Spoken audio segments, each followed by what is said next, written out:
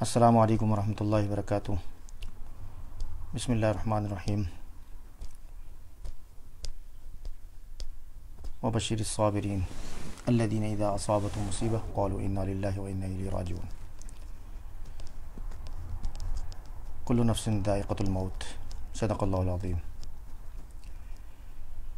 امید کرتا ہوں کہ جتنے بھی اس پیج پر موجود ہیں احباب سب خیریت سے ہوں گے، اپنے مقام پر عبادات میں اور اپنی مصروفیات میں مگن ہوں گے۔ اللہ تبارک و تعالی آپ حضرات کی ان عبادتوں کو اور جتنی بھی آپ مصروفیات دین کے حوالے سے اور تگ و دو کر رہے ہیں اس کو قبول فرمائیں۔ ابھی آج میرا آن لائن ہونے کا مقصد اور آپ حضرات کے سامنے آنے کا مقصد یہ ہے کہ اس وقت پاکستان کی جو صورتحال ہے وہ بہت ہی رسک پہ ہے۔ بعض حضرات ابھی بھی اس کو سیریس نہیں لے رہے ہیں۔ اللہ تبارک و تعالی ہم سب کو سمجھ عطا فرمائے۔ جو صورتحال اپریل میں یہاں برطانیہ میں اور یورپ میں چل رہی تھی وہی صورتحال، عین صورتحال پاکستان میں بھی چل رہی ہے۔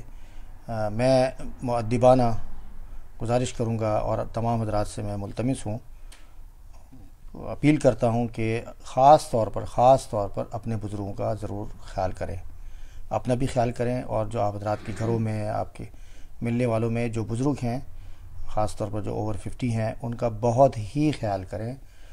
اس وقت وہی صورتحال ہے وبا کی جو یورپ کے اندر تھی۔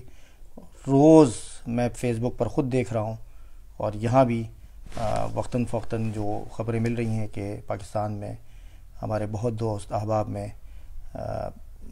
فوت ہو چکے ہیں، ملنے والوں میں۔ اللہ تبارک و تعالی سے دعا ہے کہ جو بیمار ہیں اللہ تبارک و تعالی ان کو شفاء کلی نصیب فرمائے، اور جو وفات پا چکے ہیں ان کے لیے خصوصی دعا کرتے ہیں کہ اللہ تعالی تمام وفات پانے والوں کی مغفرت فرمائے۔ موت تو برحق ہے، اس میں تو کوئی شک نہیں ہے۔ قرآن کریم میں بھی اللہ رب العزت نے ارشاد فرمایا کل نفس ذائقۃ الموت۔ اسی طرح کل نہیں یصیبنا الا ما کتب اللہ لنا۔ تو اللہ تعالیٰ نے لکھا ہوا ہے قرآن کریم میں کہ مصیبت جو آئے گی وہ اللہ کی طرف سے ہوگی، اور اللہ تعالیٰ نے لکھ دی ہے۔ لیکن اس کا مطلب یہ نہیں ہے کہ جو احتیاطی جو تدابیر ہیں اس کو بالکل اس سے پہلے تو ہی اختیار کی جائے اور اس سے غفلت برتی جائے۔ تو ہمیں کوشش کرنی چاہیے کہ جتنی بھی احتیاطی تدابیر ہم اختیار کر سکتے ہیں حتی الامکان کوشش کریں۔ تو انشاءاللہ امید کرتے ہیں کہ یہ جو دور گزر رہا ہے، یہ جو پریشانی کا دور گزر رہا ہے، یہ بھی انشاءاللہ ہم پر سے گزر جائے گا۔ دوسری گزارش یہ ہے کہ بعض لوگ اپنی زندگی میں دعائیں کر رہے ہوتے ہیں کہ اللہ ہمیں حج عمرے میں ہمیں یعنی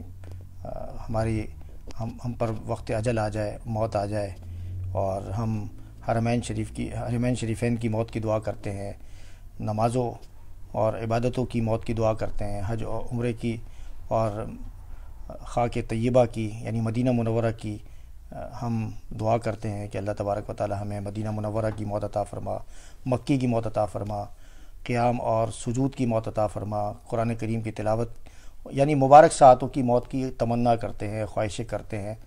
ظاہری بات ہے کہ یہ بڑی قابل رشک یہ اموات ہوتی ہیں کہ جن مقدس مقامات پہ یا مقدس ساعتوں میں اگر کسی کو موت آ جائے، رمضان مبارک میں، جمعے کے ایام میں، چونکہ فضیلتیں اس کے بارے میں نبی کریم صلی اللہ علیہ وسلم کی روایتوں میں منقول ہے اور ذکر ہے، ان کے ارشادات میں موجود ہیں۔ اس لیے ہر مسلمان کی تمنا ہوتی ہے کہ موت کے وقت کلمہ نصیب ہو جائے، سجدے کی موت آ جائے، اور مدینہ طیبہ کی خاک نصیب ہو جائے، جنت البقیع اور حضور صلی اللہ علیہ وسلم کا جوار نصیب ہو جائے۔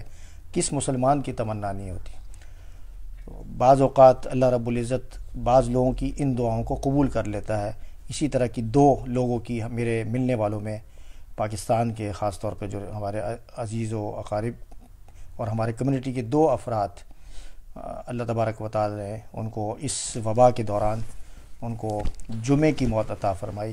قابل رشک موت ہے، قابل رشک زندگی تھی ان کی۔ ایک کا نام غالباً احمد اسماعیل کڑوا نام ہے، دوسرے صاحب کا نام ابراہیم اسماعیل کڑوا ہے۔ تو اور ان کے بارے میں جو میں نے سنا ہے کہ ان کی زندگی بھی جو تھی وہ قابل رشک تھی. وہ زندگی میں جب یعنی بچپن سے لے کے اور یہ بات میں آپ کے سامنے میں عرض کروں کہ دونوں بھائی تھے اور دونوں نے اس طریقے سے زندگی گزاری، بچپن گزارا کہ وہ ایسا لگتا نہیں تھا کہ دونوں بھائی ہیں.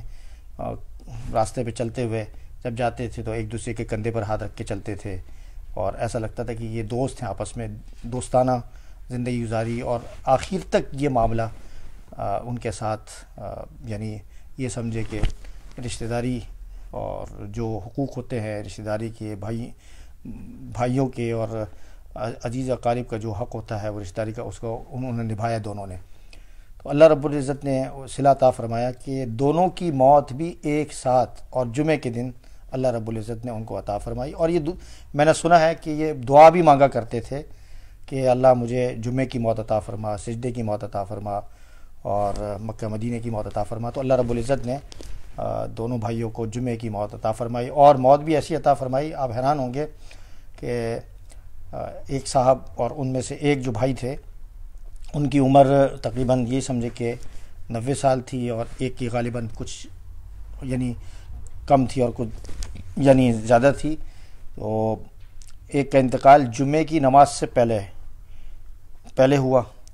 تو دوسرے بھائی نے انا للہ پڑھا اور یہاں تک یہ کہا کہ انا للہ و انا الیہ راجعون. اور دوسرے بھائی جنہوں نے انا للہ پڑھا وہ جمعے کی نماز کے لیے تشریف لے گئے، جمعے کی نماز کے بعد گھر تشریف لائے اور گھر میں ان کا انتقال ہوا. تو اندازہ کریں کہ انہوں نے بھی انا للہ پڑھا اور ان کو اندازہ نہیں تھا کہ ان کو بھی اللہ کی طرف جانا ہے، کوچ کر جانا ہے اور رخصت ہونا ہے اور اپنے بھائی کے ساتھ ملنا ہے، اللہ جوار رحمت میں ہمیں ان کو جانا ہے. تو ان کو اندازہ نہیں تھا، لیکن اللہ رب العزت نے ان کو بھی جمعے کے دن، دونوں بھائیوں کو جمعے کے دن موت عطا فرمائی اور ان کی خواہش کے مطابق ان کو موت عطا فرمائی.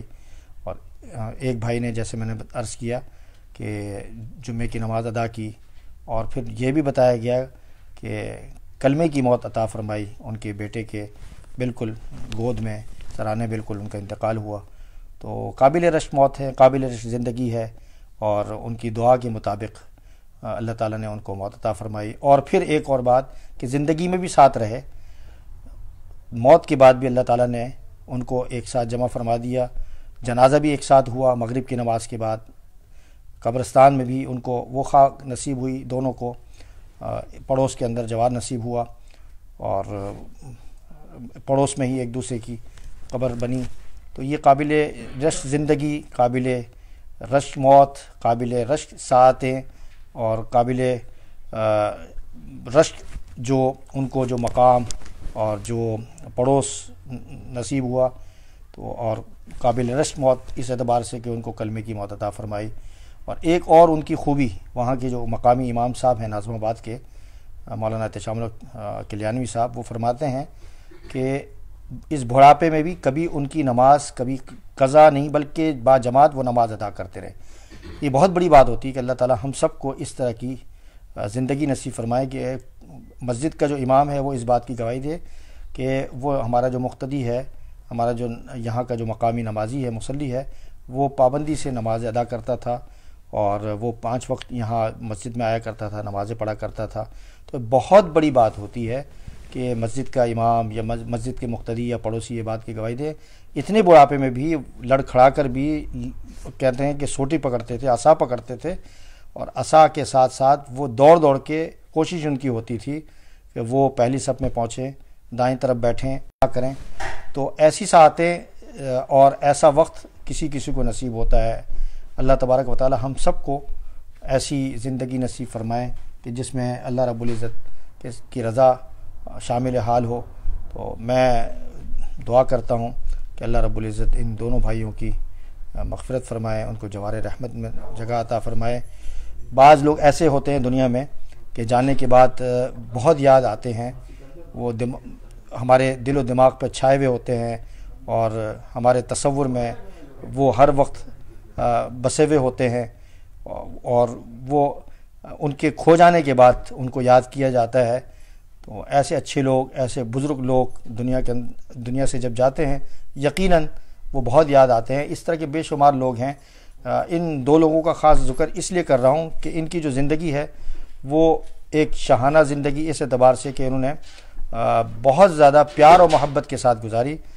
یہ بات بہت قابل یعنی یہ سمجھے کہ ہمارے لیے مشعل راہ ہے، مثال ہے کہ بھائیوں کی طرح دو بھائی دوستوں کی طرح رہنا، ہمیشہ رہنا، یہ بہت کم دیکھنے میں آتا ہے۔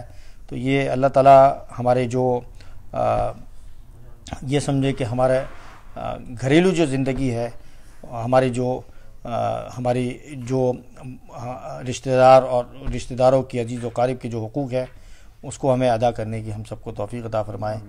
اللہ رب العزت سب کی مغفرت فرمائے۔ بہت سارے لوگ اس وبا کے دوران چلے گئے ہیں اور ایسا سمجھے کہ بہت سارے لوگ ابھی بیمار ہیں۔ اللہ تعالیٰ سب کی مغفرت فرمائے۔